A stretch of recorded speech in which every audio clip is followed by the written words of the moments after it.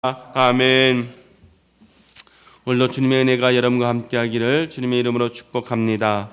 계속해서 다니엘서 5장에 기록되어 있는 벨사살에 대한 역사적 사건을 통해서 오늘 우리들의 신앙의 모습을 조명해 보므로 하나님의 뜻이 어디에 있는가, 또 하나님께서 원하시는 것이 무엇인가를 한번 되새겨 보고 있습니다. 우리는 때로는 그렇죠. 자신보다 직책이 높은 사람들에게 직언을 한다는 것은 쉬운 일이 아닙니다. 특별히 한 나라의 군주에게 올바른 이야기를 한다는 것, 잘못을 지적한다는 것은 굉장히 어렵습니다. 왜냐하면 자신의 생명을 내어놓지 아니하면 그렇게 쉽게 이야기할 수 없지요. 오늘 다니엘은 그럼에도 불구하고 그는 하나님의 뜻을 분명하게 전하게 됩니다. 자, 그렇다면 오늘 이 다니엘의 모습 속에서 어떻게 다니엘이 담대하게 하나님 앞에서 이 벨사살 앞에서 또 이렇게 하나님의 말씀을 전할 수 있겠느냐, 다니엘의 모습을 통해서 보면서 오늘 시대가 살아가고 있는 우리들의 신앙에 찾아야 할 정체성에 대해서 한번 생각을 해보고자 합니다. 이제 벨사살은 이제 연애를 때에 손으로 쓰여진 글을 도대체 찾을 방법이 없었고 해석할 방법이 없었기에 그때의 왕후가 다니엘을 청거를 하게 됩니다. 그리고 다니엘 앞에서 벨사살은 다니엘에게 세 번째 권력을 주고 또한 금은보화를 입혀주겠다라는 제안을 하게 되죠. 바로 그때의 다니엘의 대답이 우리가 함께 읽은 본문의 말씀입니다. 벨사살은 다니엘에게 벽서를 읽고 풀어주면 많은 예물과 상급과 높은 직책을 주겠다고 합니다. 그럴 때에 다니엘은 이런지하 거절하지요. 권력도 다른 사람에게 주고 금은 모든 것들을 다 다른 사람에게 주십시오. 나는 필요 없습니다. 라고 하나님의 오직 하나님의 능력을 가지고 벨사살 앞에 쓰는 것을 볼 수 있습니다. 자, 이것을 통해서 알 수 있는 것이 뭡니까? 다니엘이 갖는 물질관입니다. 그가 가지고 있는 물질의 모습은 어떠한 것인가? 그는 세상적인 물질을 사랑한 것이 아니라 더욱더 하나님 편에 섰다라는 사실입니다. 여러분, 우리가 하나님의 백성으로서 신앙이라면 이러한 결단이 있어야 될 것 같습니다. 현대의 자본주의 사회 속에서 물질은 굉장히 중요하지요. 많은 사람들이 이 물질 때문에 넘어지고 있습니다. 사실 지금 우리 이 한국 교회에서 무너지고 있는 것이 바로 이 물질 때문이었습니다. 이것은 비단 지금뿐만이 아니라 우리가 87년도, 86년, 87년, 88년도에도 한국교회에서 한국교회에 큰 문제점이 발견됐던 적이 있었습니다. 그것은 이제 통일교회 영적 지도자들에게 물질로서 많은 유혹을 해서 장로님들 또는 목회자들뿐만이 아니라 장평신도 지도자 장로님들도 많이 통일교로 넘어간 적이 있었습니다. 그것이 이제 87년도에 있어서 한국교회에 굉장히 큰 문제가 되어졌던 적이 있었고, 또한 지금의 시대 속에서도 한 24년, 25년 흐른 지금에도 한국교회 대형교회의 대부분의 문제는 바로 이 물질 때문에 생겨난 문제입니다. 권력, 물질과 그리고 주도권 싸움, 바로 이것 때문에 지금 한국교회가 몸살을 앓고 있는 거거든요. 바로 그렇다면 오늘 이 다니엘처럼 우리 성도들은 정말로 지금에 가지고 있는 우리에게 주어진 이 물질을 어떻게 넘어야 될까? 우리 다니엘의 모습처럼 좀 본을 받아야 되지 않겠느냐 싶습니다. 다니엘은 벨사살로부터 그 해석을 해주면 물질도 많이 준다고 했고 또 권력도 준다고 했는데 그는 단언하게 거절을 하게 됩니다.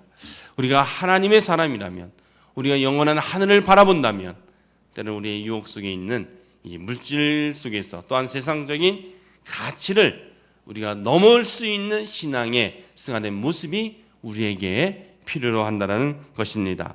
정말 우리에게 맞는 정말 나는 어떤 모습을 가지고 있는지, 우리는 세상적인 권력, 세상의 가치에 더 중심을 두고 있다면 오늘 이 새벽에는 정말 다니엘과 같이 하나님, 세상적인 것보다도 영원한 하나님 것에 더 우선순위를 줄 수 있는 신앙인이 되게 해달라는 그런 기도를 했으면 좋겠습니다. 그래서 우리가 어떠한 물질 때문에, 어떤 권력 때문에 넘어지지 아니하고 영원한 하늘의 소망을 간직한 하나님의 백성으로서 세상을 이길 수 있는 저와 여러분이 되기를 주님의 이름으로 축복합니다. 더 나아가서 이런 물질 때문에 시험 들지 않도록 하나님 더 큰 물질의 축복을 달라고, 그것이 우리에게 필요한 것 같아요. 물질 때문에 우리가 시험에 들면 얼마나 비참하겠습니까? 우리 물질이 없으면 안 된 시대 속에 살아가는 것은 분명합니다. 그러나 그것을 이길 수 있는 축복과 또한 그것을 통해서 하나님의 영광을 쓰임받을 수 있는 축복의 통로가 되어진다는 것, 이것은 굉장한 하나님의 은혜가 아닐 수가 없습니다. 올 한 해 저희 교회 표도 체험하고 실천하는 삶을 살아가는 것이 우리의 목표입니다. 우리의 삶 속에서 여기까지 차고 넘치는 축복을 통해서 하나님께 드려질 수 있는 물질의 자유함을 누릴 수 있는 그런 아름다운 모습이 있었으면 좋겠습니다. 부자 청년은 어떻습니까? 주님 앞에 나올 때 그는 정말로 모든 것을 다 포기할 수 있을 줄 알았지만, 그러나 돌아갈 때는 더 큰 무거운 짐을 가지고 돌아갔죠. 그가 버리지 못하는 것, 오늘 내게 있는 물질뿐만이 아니라 내게 있는 그 고집, 내게 있는 세상적인 가치의 모습들을 하나님 이것을 좀 내려놓을 수 있도록 더 큰 믿음을 달라고, 더 큰 기쁨을 달라고 우리가 기도할 때 하나님께 우리에게 평안과 그걸 뛰어넘을 수 있는 분명한 평안이 우리 안에 있을 줄로 믿습니다. 두 번째로 다니엘은 벨사살에게 이 선왕이었던 느부갓네살에 대한 이야기를, 역사적 사실을 이제 쭉 설명을 하게 되죠. 느부갓네살 왕이 하나님으로 징계를 받고 폐위되었고, 그리고 들짐승과 같은 생활을 하였고, 또 다시 왕에 복귀했고, 이러한 이야기를 하게 됩니다. 즉 그것은 뭡니까? 바로 이미 다니엘은 들었습니다. 벨사살의 그 교만을 들었습니다. 그리고 가장 대표적인 것을 직설적으로 얘기하죠. 하나님을 섬기는 하나님의 성전에서 가져온 것을 가지고 당신은 술잔을 만들지 않았느냐? 하나님을 모독한, 하나님이 가장 싫어하는 일들을 하고 있지 않느냐? 그렇게 이 얘기를 합니다. 즉 당신의 선한 느부갓네살 왕도 그렇게 통치가 힘이 있었지만 하나님의 주권 아래에 있었다. 역사는 하나님 손에 있다는 것을 분명하게 벨사살에게 이야기하고 있습니다. 여러분, 이것은 국가적인 것뿐만이 아니죠. 개인의 삶도 마찬가지입니다. 우리는 뭐라고 고백합니까? 역사의 주관자가 되신다. 우리의 모든 주권자가 되신다라고 우리는 고백을 합니다. 우리 그렇습니다. 이 민족, 우리에게 하나님의 역사심 분명히 있을 겁니다. 우리가 어떻게 기도하는지, 왜? 선하신 하나님, 공의의 하나님이시기 때문에, 역사의 주관자이시기 때문에, 우리는 그 하나님을 믿기 때문에 우리는 오늘도 주님 앞에 나오는 거 아니겠습니까? 오늘 하나님의 통치 아래에 있는 그분의 뜻을 따라야 된다는 사실을 우리는 기억해야 할 것입니다. 그뿐만 아니라 내 자신도 온전히 하나님의 통치 아래 거할 수 있도록 내 삶이 하나님 앞에 거할 수 있는 믿음의 사람이 될 때 정말로 우리는 하나님께서 우리 선하신 길을 인도함을 받을 수 있는, 하나님의 선하신 길을 인도함을 받는 복된 자의 길에 설 줄로 믿습니다. 저희 모두는 진정 하나님의 주권 아래에 있는, 하나님의 손에 붙잡힌 바 되어지는 복된 자의 그 자리에 있기를 주님의 이름으로 축원합니다. 루마니아의 신학자였던 그 조셉 티손이라는 목사님이 계셨습니다. 이분은 영국 옥스퍼드에서 공부를 하셨습니다. 그런데 이분이 그 모든 것을 내려놓고 루마니아가 공산당에 치하에 있을 때 이제 그는 많은 사람들로부터 고국에 돌아가지 말 것을 이제 권유를 받음에도 불구하고 이분은 다시 이 루마니아로 돌아갑니다. 이 루마니아는 이 종교적으로도 이 동방정교회가 많이 있습니다만은, 그러면 이제 이 공산주의 치하에서 핍박을 감당하고 고국으로 돌아가서 이제 복음을 전하기로 합니다. 많은 기독교 지도자들이 순교를 당하게 했습니다. 이 조셉 티슨 목사님도 이 고국에 돌아가서 어려운 처지에 하나님의 말씀으로 많은 사람들에게 위로하고 복음을 전도하려고 했습니다. 그때에 이 공산당 관리는 이 조셉 티손 목사님에게 복음을 전하면 그는 죽이겠다고 이렇게 위협을 가하기 시작합니다. 그때에 이 티손 목사님이 이렇게 이야기를 했다고 합니다. 당신이 가진 무기는 죽이는 것이지만 내가 가지고 있는 무기는 죽어 순교하는 것입니다. 알다시피 나의 설교 테이프는 전국에 배포되었습니다. 당신이 나를 죽이면 수많은 사람이 피로 물든 순교자의 메시지를 들으려고 야단할 것입니다. 나는 순교 당하는 것을 최상의 승리라고 생각하고 있습니다. 죽음도 두렵지 않습니다. 라고 했답니다.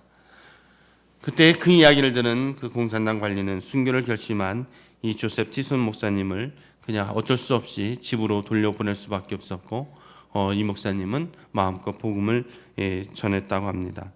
그리고 이 목사님이 지나온 시간을 뒤돌아봤을 때 이렇게 고백을 했습니다.